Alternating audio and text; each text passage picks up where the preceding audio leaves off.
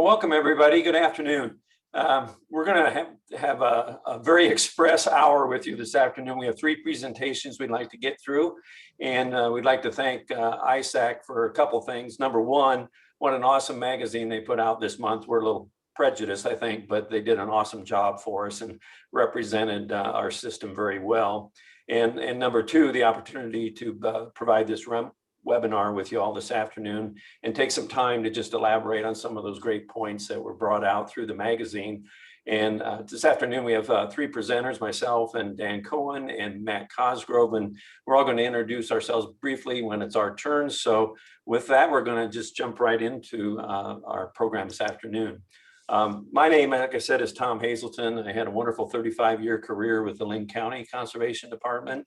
And for the last 11 years, I've had the real pleasure of serving in our CEO position with the statewide system, kind of networking our group together. And all those years of work and friendships and partnerships with my peers across the state really played out well when the pandemic set in last year, and we were able to pull this network together and move forward rather efficiently. And we'll talk about some of those aspects here this afternoon. Also like to highlight real briefly, we were honored by the state of Iowa and Keep Iowa Beautiful in late March this year with the Keep Iowa Beautiful Award, the Organization Award of Excellence. And on the plaque there in the print in the bottom of this slide, it references, for providing better Iowa counties through conservation, education, and recreation, making Iowa a better place to live and work. And the fact that it was delayed a year because of COVID, we didn't get the presentation in 2020, but it also highlights that of what we've been through, all of us collectively, over the past year. And so as I talk a lot about what's not to like here, people, these are the places we work, report to work, and have to work in every day, and really a lot of dedicated folks in county conservation across the state, and part of the great natural resources we have the pleasure of working within. Going to touch you with a brief amount of history here just to bring you up to date from where the beginnings started. And it was actually 1896 when Thomas McBride wrote a paper entitled County Parks. And we didn't discover it until about 10 years ago. And it was really notable, the fact that somebody was writing about the system we have today back in the 1800s. And he went on to become the president of the University of Iowa, but we have his copy of his paper now. And some of these pull quotes here on this slide I use frequently, because really what we're still doing today, he was talking about back in the 1800s.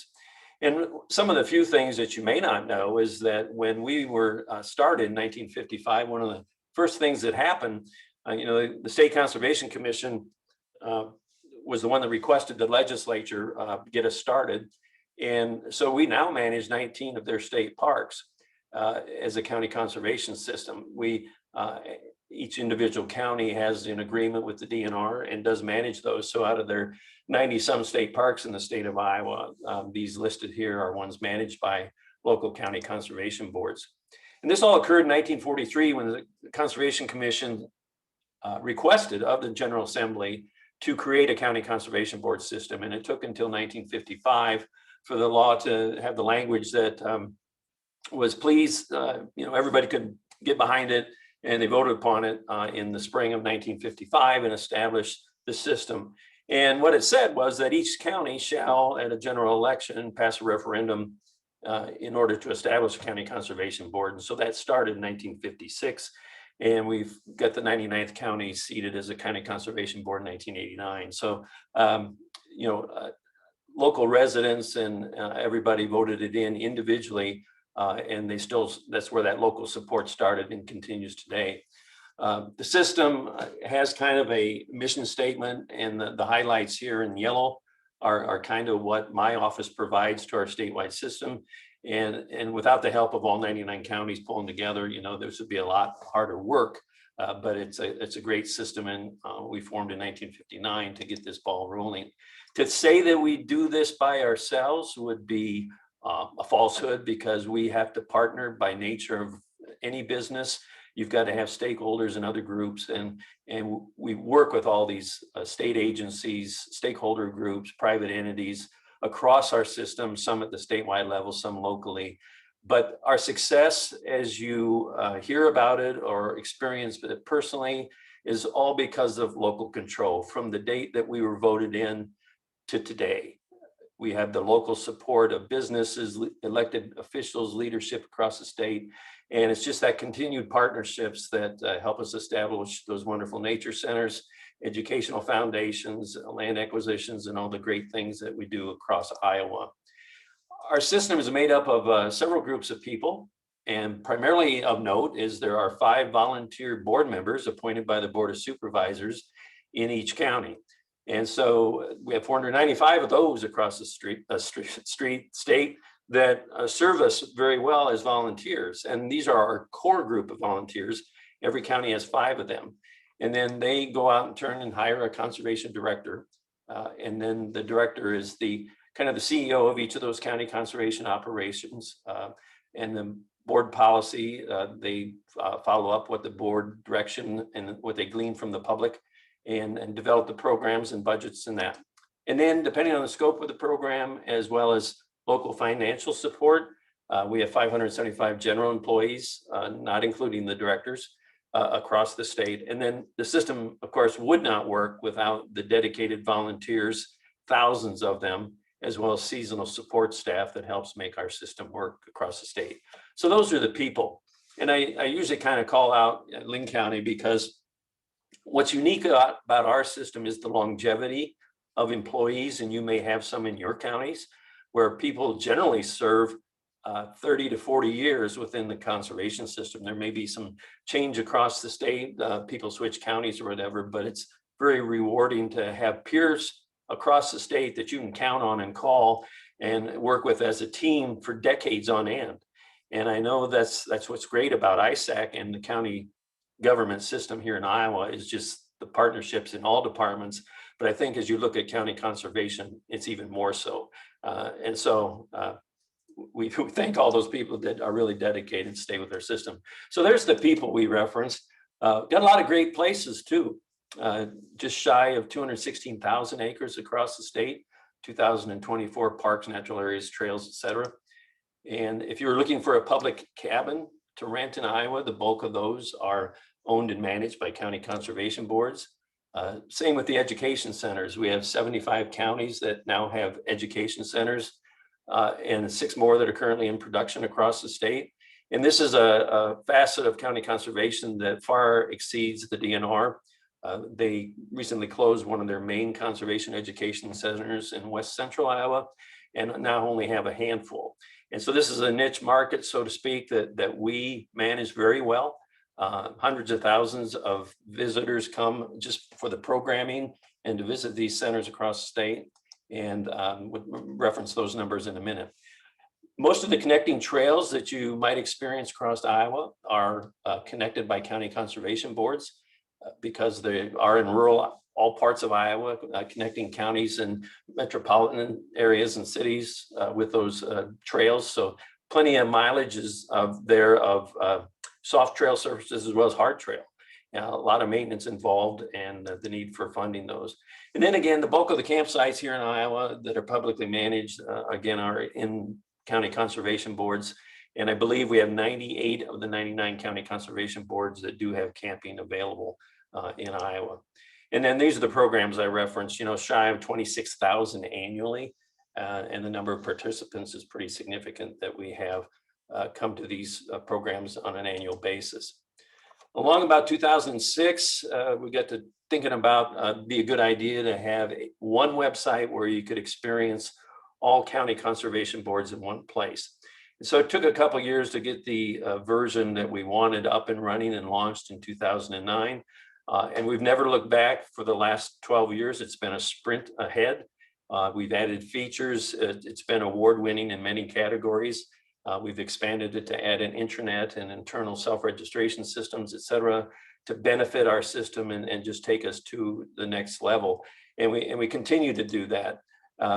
We have the interactive statewide map, so you can find your counties. You can find the Outdoor Adventure Guide online, all 242 pages of it, and read about individual counties. Every county has their own homepage and their own website manager within their county. All our current job openings are current and listed and all uploaded by individual counties. So there's a lot of great facets of this online presence that we have that continues to evolve as we go forward. Always want to thank Polk, Blackhawk, and Linn County for their support back in '07 as we started this concept of an online website. They bellied up some of the first money to start construction. And now today we have these 44 counties that provide online reservations for either events or facilities or both. And so this has expanded way beyond what we ever thought it would. We're having current conversations with some counties that will launch here with online reservations or e-commerce in the upcoming months. In conversation with other counties also that have expressed an interest in the upcoming years. And then, as you see, we're at 88 counties really in our system across the state that will benefit at some point in the future of having an online reservation presence, either due to facilities that they have that the public would like to reserve online and or the wealth of their education programming that would also benefit from there. So pretty excited about the future of that too. There's a lot of minutia on this slide, but suffice it to say, continued growth anywhere from 14 to 20% a year. We had just shy of 140,000 folks that have registered in the site, provided us their personal information for contacting them and reserving our facilities. And then we referenced the portal, which is the internal intranet. And then recently, our most recent expansion was a administrative website just for internal networking of our 99 county system, and a little bit of advertising here and there, but it's really pretty awesome.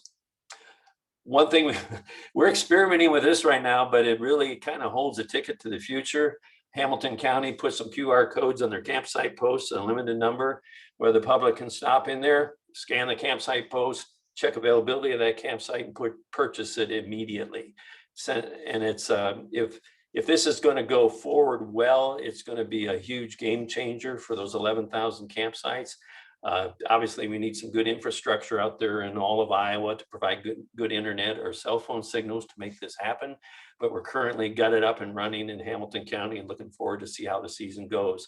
They're reporting that it's pretty awesome and the public loves it. So we look forward to building our internal infrastructure to help match new outreach like this. We do have an annual conference each year where we travel around the state to counties that host us for our board members and staff to come and visit them. Usually we get 250, 300 folks to attend these. Last year's was canceled, but we're returning to Story County this fall as Story County is hosting the event for us. And you can see there where we're going in the next couple of years and where we have been. So it's we never lack for volunteers that want to have us come visit and show us their stuff, you know, and this is where our board members, those volunteers, learn from other board members across the state on an annual basis, and a great investment in time and effort by folks to go to these. So we look forward to going to Ames this fall. We do also participate in most aspects of the Iowa Tourism Office. We're memberships in all 3 regions across the state, as well as we purchase advertising through some of their products and participate quite a bit on Facebook with promotional things that they want to do, and we certainly appreciate that long-term partnership with Iowa Tourism.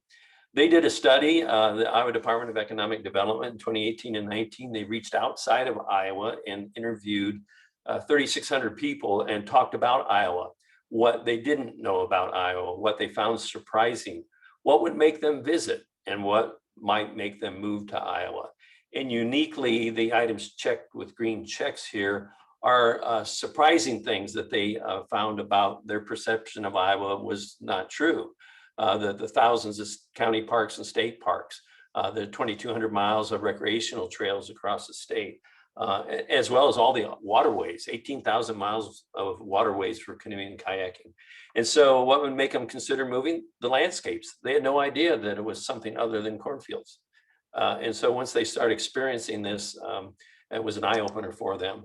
And so in 2019, the Iowa Tourism Office crafted this 99 Parks promotion in partnership with us to market outside of Iowa and get folks to come in. And part of the pillars that they were using that year is the natural beauty and the adventure aspects in the county and state parks. So we were pretty proud to partner with them, and it was actually kind of fun. This is where we created those selfie stations.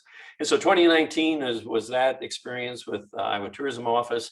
And in 2021, we're having a 99-week promotion. We started in January, so it'll go through December of 2022, where we feature one county each week and everything that's happening with the County Conservation Board. And you can see the ones where we got going here coming up in Eastern Iowa, because these are from a presentation. So you can see that goes through clear through next year. And if you want to know when your county is, your director there in County Conservation should know that. And so this is what it's about. You know, we're promoting everything that's cool about any given County Conservation Board that we visit each week, and got a lot of support from each county, providing great up-to-date photos and information that we can share through that. And we're well over 170,000 outreach at this point, and I'm sure by the time we're done, be multiple million folks that have experienced a digital version of county conservation. As you know, we all kind of jumped into Zoom in 2020, but we started a couple of years before that just to be efficient with some of our meetings. So it became kind of second nature. We were ready with our own system when the pandemic started, which really helped us in the early months, especially to network with each other and talk about best practices and see what other counties were doing to move forward following the closure last spring. And so we were a bit ahead of the curve, but it sure has paid off to help us out. When we talk about economic impact, I know this is one thing that most people don't really think about, that your local county parks can have that sort of impact on Iowa as a county, as well as the local economies.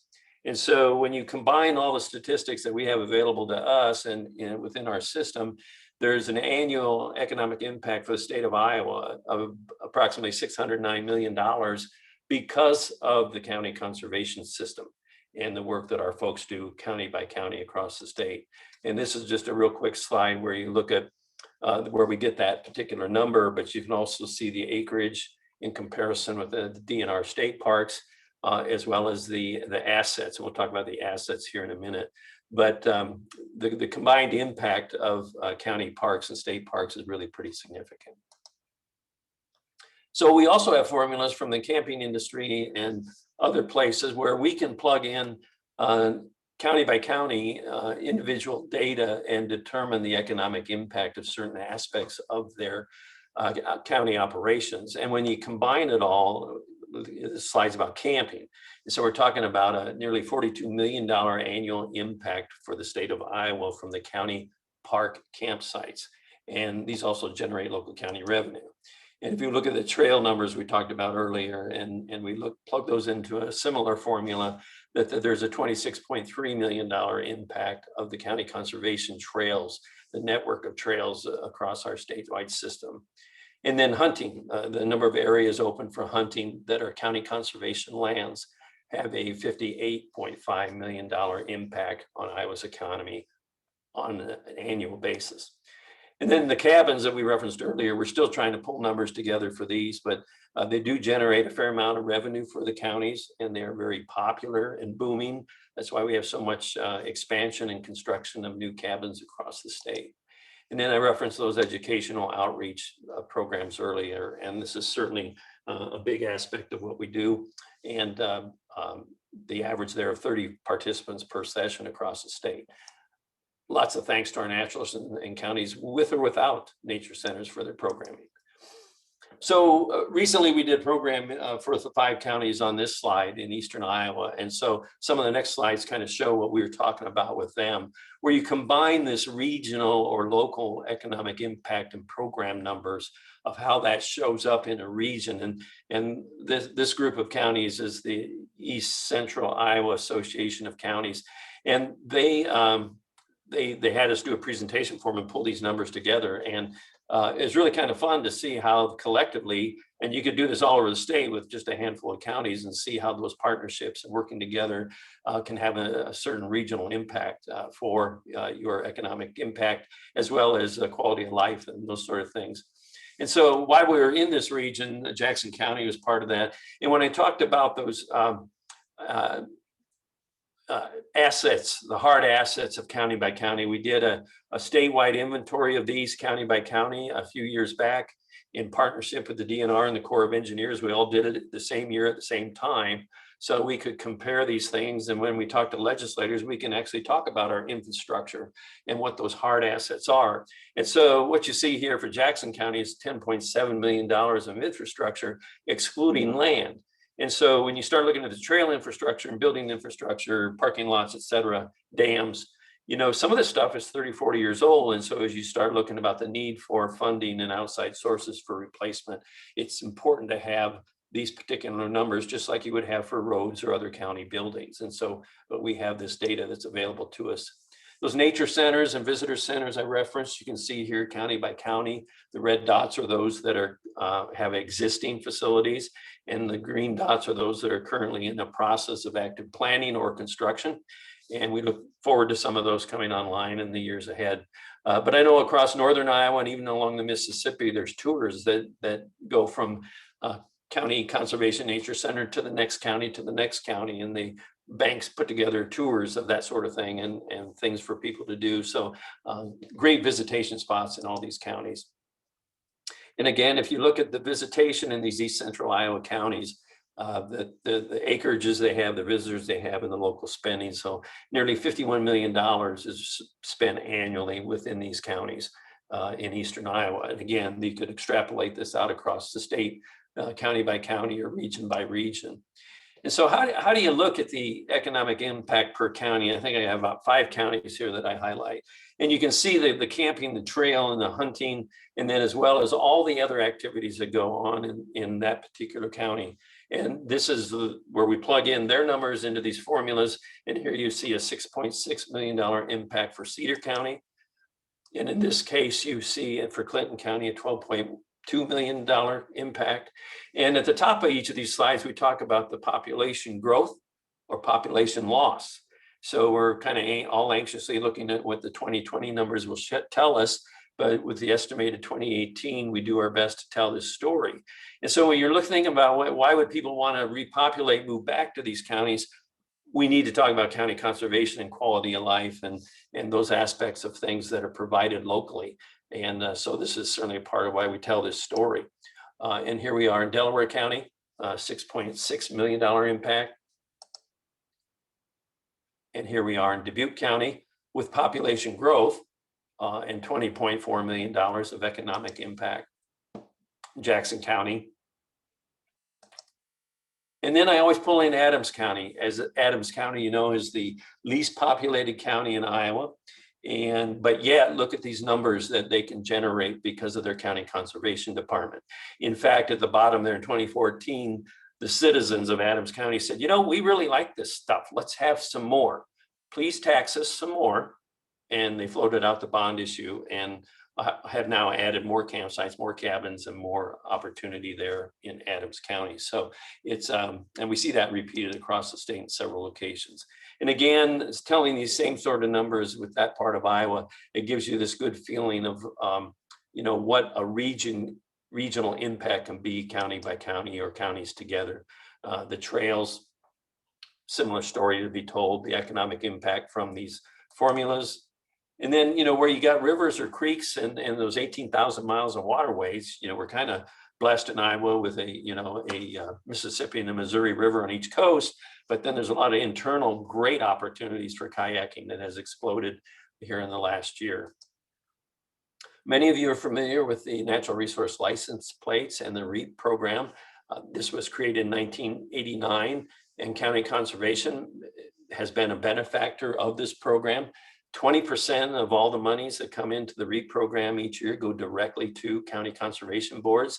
And then there's also grant programs and allowances for conservation education, but also the other parts of county operations that have benefited from the REAP program in the first 30 some years.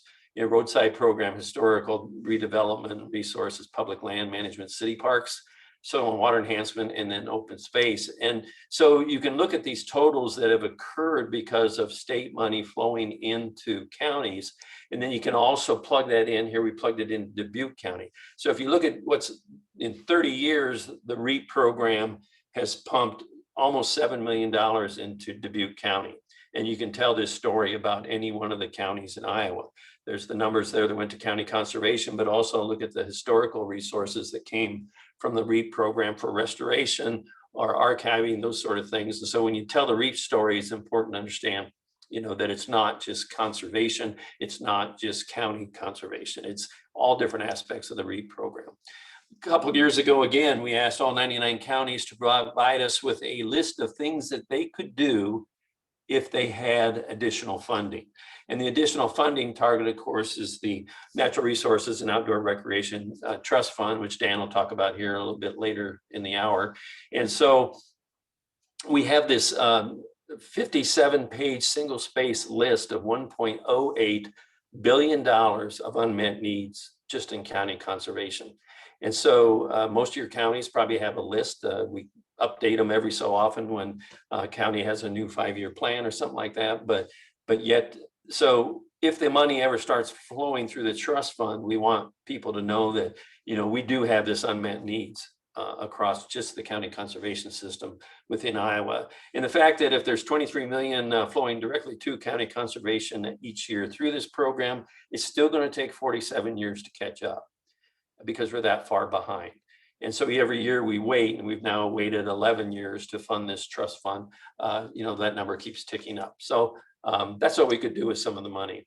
We do get a frequent question about our presence at the State House, and we do partner with the Iowa Natural Heritage Foundation and hire a lobbying team that are the boots on the ground for us at the Capitol, as well as in the summer, making it around to a lot of the legislative forums and meetings around the state. So, and that's been a partnership we've had for 7 years with the Heritage Foundation, and it has served us very well, keeping us engaged with what's happening at the Capitol, as well as helping us network amongst ourselves for pinpointed and targeted discussions with specific legislators on certain legislation. So that's another great partnership we have.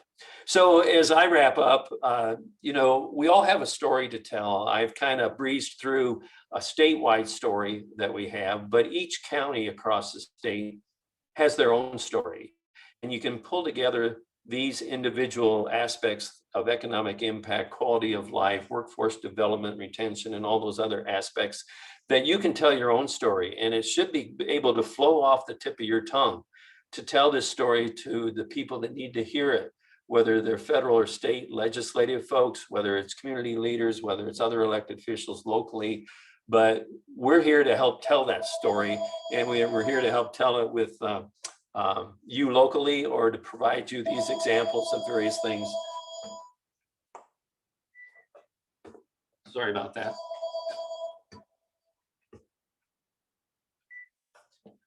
The office still runs even though we're here.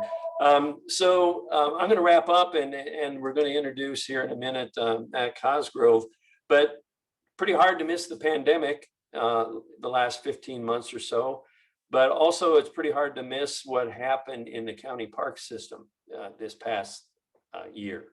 And we were completely shut down just a little over 1 year ago. There was nothing open. Campgrounds were closed, trails were closed, everything was closed. And then we had to figure out how to move forward collectively and reopen. And so then as the year wore on, we have some of these statistics that are telling us internally and then statewide of the boom that we experienced and record visitation over the course of the following 8 months of the year last year. And so I'm going to turn this over to Matt Cosgrove, who's the director with the Webster County Conservation Board, and he's going to talk to some of those points. Thank you, Tom. Good afternoon, everyone. Matt Cosgrove, Conservation Director for Webster County, and thanks for joining us. My role today is to talk to you a little bit about managing a county conservation system during the pandemic. But before we do that, I do want to thank ISAC for this opportunity. Also, Rachel Bennett and her team who put together a fantastic showcase of county conservation in Iowa's County Magazine. So we really appreciate this opportunity. Also want to thank the people that participated in that magazine. Michael Cox, the director of Story County, put together a really nice overview of the pandemic and the county conservation system that really had the theme of it was a challenge, but it's exciting times to see people outdoors. Jenna Pollock, the director of Clayton County, offered some fantastic numbers from trail counters in Eastern Iowa that really told the story that was similar to statewide and nationwide numbers of trails being used at 150 to 300% increase of their typical use. I worked with the Iowa Department of Natural Resources Water Trails program to look at kayak and canoe and water trail use throughout the pandemic. And, you know, you probably have driven around and you can't hardly see a vehicle without a kayak on top of it, or at least a rack or something in the back of a truck. You know, numbers again are up on those. It was interesting to see 500% increase in from a Colfax outfitter, 500% increase in use. And then the stories from sporting goods stores like Shields and Dick's Sporting Goods that were selling kayaks right off the trucks as they arrived.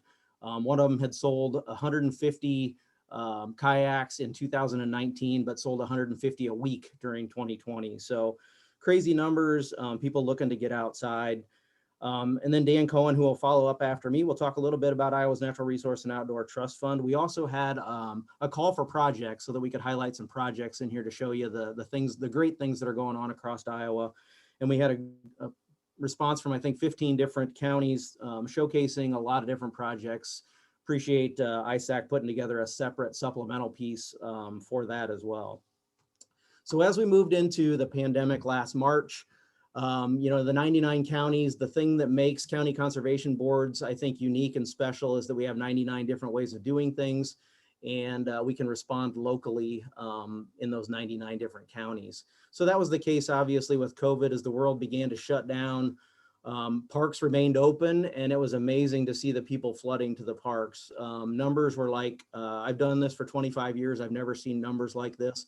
My office faces a front parking lot here where our trail comes in and the main entrance of the park, even on weekdays, completely busy. So people use that as their escapes. They were holding outdoor birthday parties, and a lot of service club organizations were meeting outdoors in their lawn chairs. Even my mom's knitting group was meeting from park to park weekly. So it was interesting to see how people kind of adapted and moved their activities outdoors into the parks. One of the things that the 99 counties did collectively was work on, you know, COVID-19 policies, something that had never been done before. Counties had shut down for natural disasters, floods, those sorts of things, but on a scale like this, we had never seen before. So closures and delays became the norm. A delayed opening of 6 weeks was what we had here in Webster County. Park operations, COVID-19 protocols, again, none of these things existed. So we didn't have anything to follow. It was basically just flying by the seat of your pants and making this up on a weekly and monthly basis. But policies changed regularly, as you all know. So Tom fortunately put together what I would call an ad hoc group of about a dozen directors that became kind of a sounding board or advisory group. And I think that group put out some policies and some direction that went across on my county parks, which was a huge support for counties kind of doing similar things. So we didn't create a bunch of confusion to the public. Also, Tom coordinated that work with the state park system, Todd Kaufelt, the state parks director, so that there, again, wasn't confusion between, is it a county park, is it a state park, doing things differently. Tom, if you could switch, great. So, of course, like everything in the pandemic, there was the good, the bad, and the ugly. If there was a silver lining to COVID, it was the fact in our industry that people really rediscovered the outdoors. You know, people were, again, going outdoors. Over the last handful of decades, we've watched decreased numbers, decreased participation in hunting, fishing, a lot of outdoor activities because families are busy. There's programmed activities, there's youth sports, there's school activities. You name it, there's weekend tournaments and everything else. So we've watched those numbers continually decline. And then this year, it was like somebody flipped a switch and all of a sudden everybody was back at once. So it was great to see, you know, everybody back out and about again. You can see there the list went on from parks, trails, fishing, hunting, camping. People that had never camped before were buying campers. It was hard to find equipment and that sort of thing. So that was a good thing. I think a common theme that even showed up in the magazine was people were discovering or rediscovering the treasures that exist in their own backyard. We all plan vacations to other places. This gave us an opportunity to plan those staycations, which occurred in our own backyards or in our own counties. And we were seeing people here using our wildlife areas that typically just see use during the hunting seasons.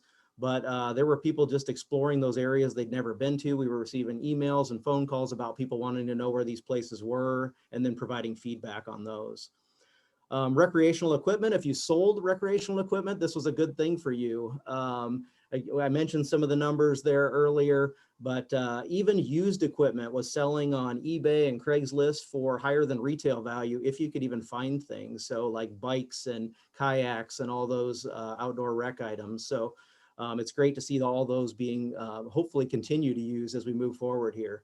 And Tom mentioned the virtual meetings. That was a good thing to be able to stay connected. I can't imagine what the pandemic would have been like prior to Wi-Fi. If we would have gone through the pandemic, we would have had no connection really with people other than phone calls and stuff. So it was a blessing to be able to stay somewhat connected with people, kind of see their faces in a Zoom meeting as well. So the bad, this list is short. There was a long list of bad, as we all know, that came along with the pandemic. But one of the things that I think stood out was this was uncharted waters, as I mentioned before. We didn't really have a plan, a way to deal with this. We had no precedent for how to move forward with such a mass, everything being shut down, parks being extremely busy. And then the next one is staffing issues. At that time, we were trying to flatten the curve. We were being some counties were required to keep people home and work from home. So at a time that our parks were seeing their biggest and highest use, we had no staff or they were working remotely. So fortunately, the outdoor business is outdoors by nature. So it was short-lived and most of the places were back. I think Rich Leopold, the director of Polk County, said it best when he was questioned about which of his employees are essential. And he said 150 to 100 or to 200% increase in park use and trail use means that all of your staff are essential. So I think that was certainly the case last summer for sure. Delayed openings, as I mentioned, that caused a lot of issues, especially the loss of revenue. So counties, a lot of conservation departments rely on that to supplement their budget throughout the year. Being closed for 6 weeks in a 6-month, essential period is a big deal. Fortunately, that the business was so good here in Webster County, we hit our revenue targets at 6 months instead of a year. And we saw 100% increase in online reservations and revenue for one of our campgrounds alone. So it was busy. It was like a holiday weekend every weekend. I think the biggest casualty that we saw was our environmental education program and our events. Because of the social distancing and restrictions that were in place, we just weren't able to hold our camps and our school programming and all the events and things that we hold throughout the year, seasonal activities. Fortunately, the naturalists, as usual, adapted, put together some great virtual programming, some scavenger hunts, and a lot of things that people could do on their own. So it was a nice adaptation to be able to still provide some of that.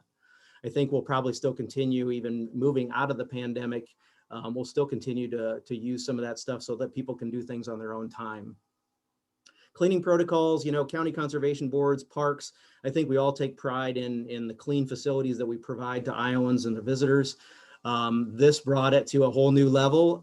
In our case, we even ended up hiring a cleaning person just to deal with the increasing cleaning needs and dealing with everything that we had to, and especially in our overnight facilities.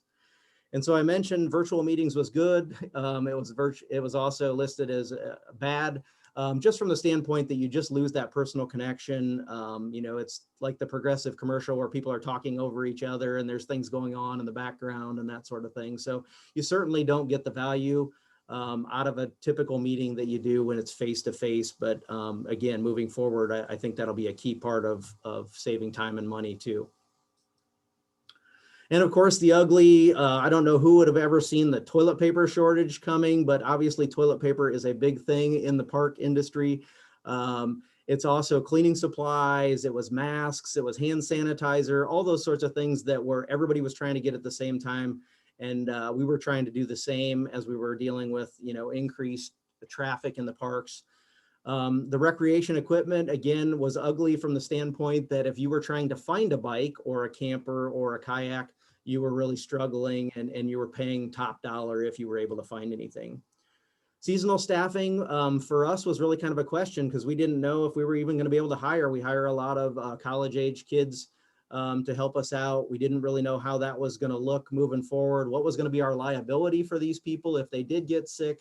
And I think that was handled differently across the state. Some hired, some didn't, some had a combination. The COVID restrictions, as I mentioned, they changed, as you all know, regularly. About every 2 weeks, the governor was on providing some guidance. We also went with CDC. We worked with our local health departments and looked at the numbers that we were experiencing on a weekly basis. The challenge is when the governor provided a press conference, we found out at the same time the public did. So we would receive calls immediately after the press release to find out how we were responding to that. So that was a challenge, and we really had to scramble to come up with how that was going to work. And then, of course, we had, just do we really need to wear a mask outside? Do we really need to follow this rule and regulation? It just became the enforcement issue of all the restrictions that were put in place was a challenge for county staff. So we learned a lot of lessons, but some of the top ones were parks, trails, and outdoor recreation were important to Iowans. And of course, us in the park business knew this. Now the rest of the world does. I think Tom and the work that the Iowa County's conservation system was invaluable in the fact that we were able to provide consistent messaging, policies, and procedures, and be able to have that sounding board so that we were putting out consistent messages and not confusing the public. The Iowa State Association was and continues to be a great partner to be able to help us navigate through the state and federal regulations like the CARES Act and now the American Recovery Act. As you all know, Iowa counties are resilient despite the global pandemic. We've seen it before in natural disasters and other events. And then again, I'm a little biased in the last one, but it shows that Iowa's county conservation system is the greatest in the nation. And then I just wanted to point out again that, appreciate the counties that submitted project. It shows you the great things that are going on across the state in big and small counties and everything in between. Despite the pandemic, progress continued and these projects moved on. There's a huge variety out there, and that's the great thing about county conservation. Those also include a variety of funding sources like Tom talked about, the partnerships that make all those things work. And there is an ISAC on the ISAC website. They do have all the project details, descriptions, and funding sources that those people submitted. So I appreciate that. I will turn it over to Dan Cohen with Buchanan County. Well, thank you, everybody. We're getting toward the end of our program today. I was happy. I'm the director for Buchanan County Conservation Board. I should introduce myself. And in looking at the pandemic and looking at all the things county conservation boards do, one thing that kind of came to mind was how all the past work has gone together to bring us where we are now. But then also to realize that there's a lot more that needs to be done in order for us to really find our way, and that now is the time for success that we really need to look for. So currently, as we talked about, there's some great places in Iowa, wonderful public lands, outdoor recreation amenities, and there's a level of environmental and public health that's due to the past work of people. And in the article in the county magazine, I tried to show, even going back 100 years, some of the legislative work that was done that today means we do have some, level of water quality in Iowa. We do have some of these great places to visit, and we do have some of these opportunities. Unfortunately, Iowa still ranks rather low. We're one of the last in the country in the amount of public lands that we have in Iowa for our citizens to use. We don't invest very much, especially from the state level, on outdoor recreation amenities, and water quality in Iowa continues to be a problem. So we've got a lot more work to do. And so in that light, we've been struggling and searching for many decades to find a sustainable funding source for natural resource and outdoor recreation in Iowa.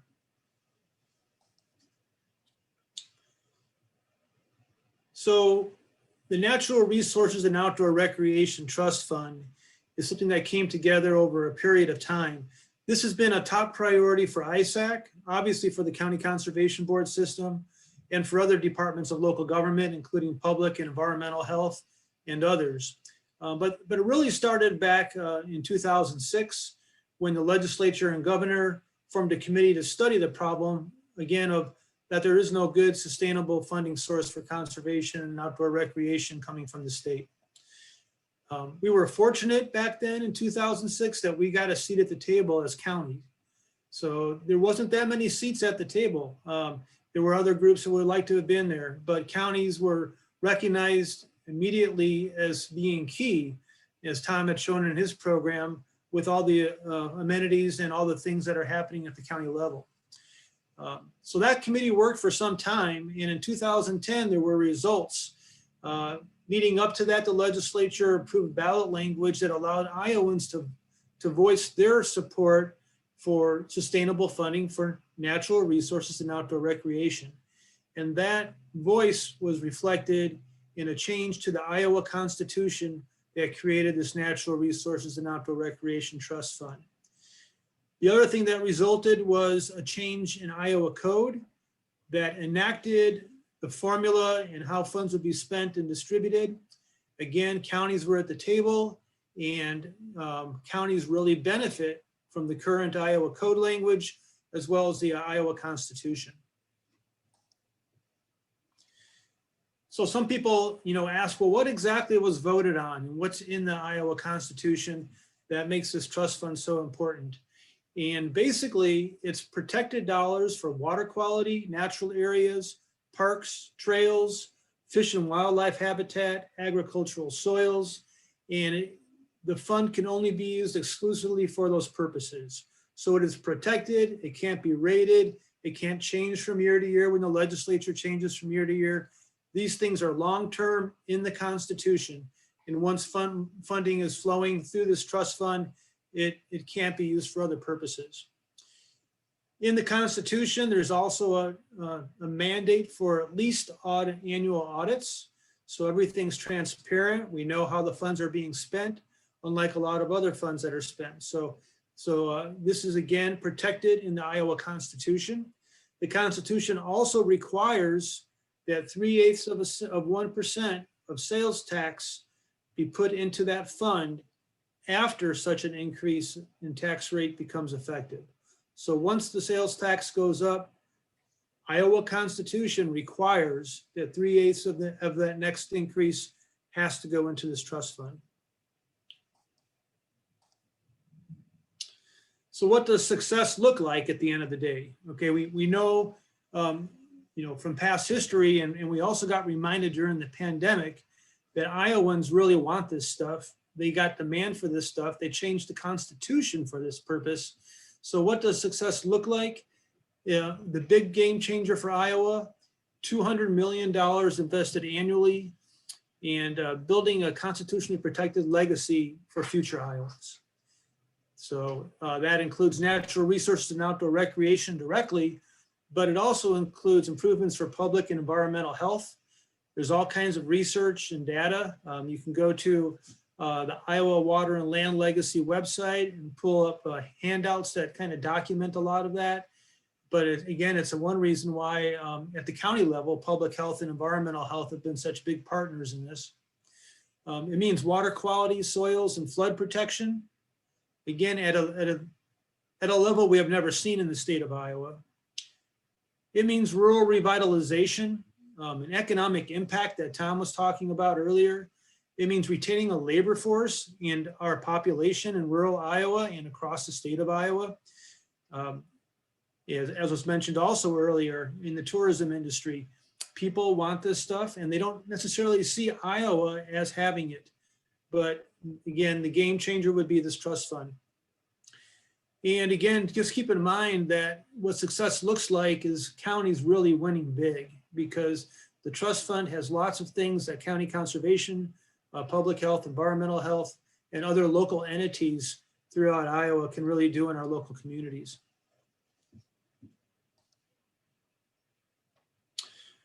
And what about next year then? So this was all passed in 2010.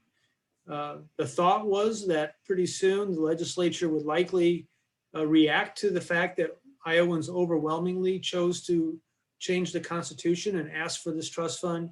So we felt that probably in the coming years, we would see the sales tax increased in order to get this funded. We're still waiting for that. Last year, we made some progress with a program called Invest in Iowa, which was driven by the governor. When the pandemic hit, what we thought might actually happen didn't.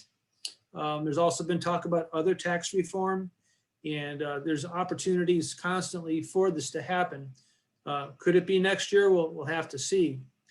But we do know that Iowans have spoken repeatedly. Again, the Iowans have changed the Constitution. They've asked for this. They've demanded it. And in every survey that's been conducted since, have said they still want to see this trust fund funded, and they want to see the sales tax increase to do it.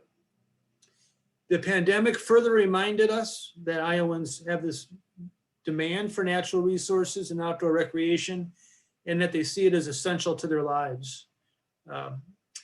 It's going to be interesting to see how future years pan out.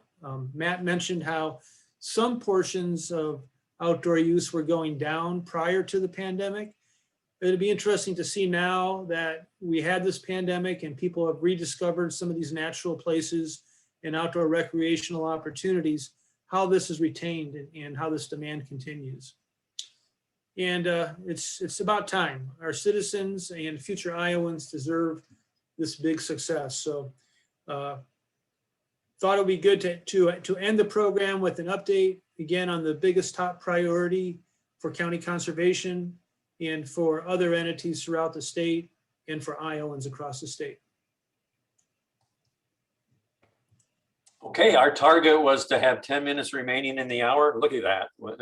We couldn't have planned it better. So I don't know who's watching the chat box. I'm going to end the screen share here, and if we can address any questions that might have come up, we'd be happy to entertain those now and or have you provide some through the chat box. I don't see any as of right now, but I'll keep watching. Okay.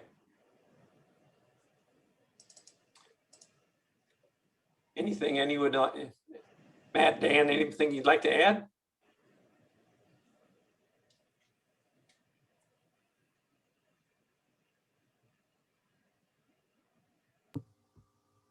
I would just add again, thanks for this opportunity to ISAC and being able to do this presentation and then follow up to that great magazine. That'll serve us well for a while. So we appreciate the opportunity for sure.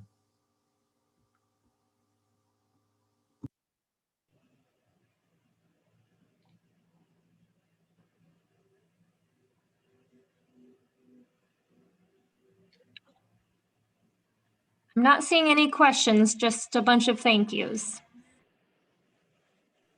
Perfect.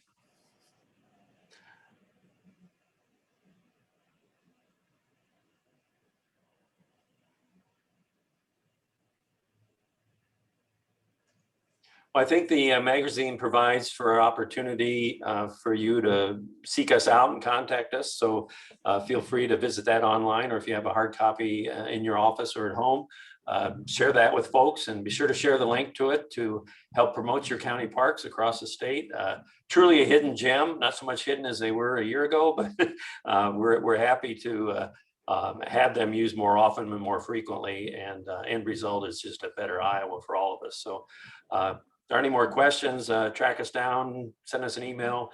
We're happy to assist you with numbers or interpretations or whatever. And thanks for joining us this afternoon.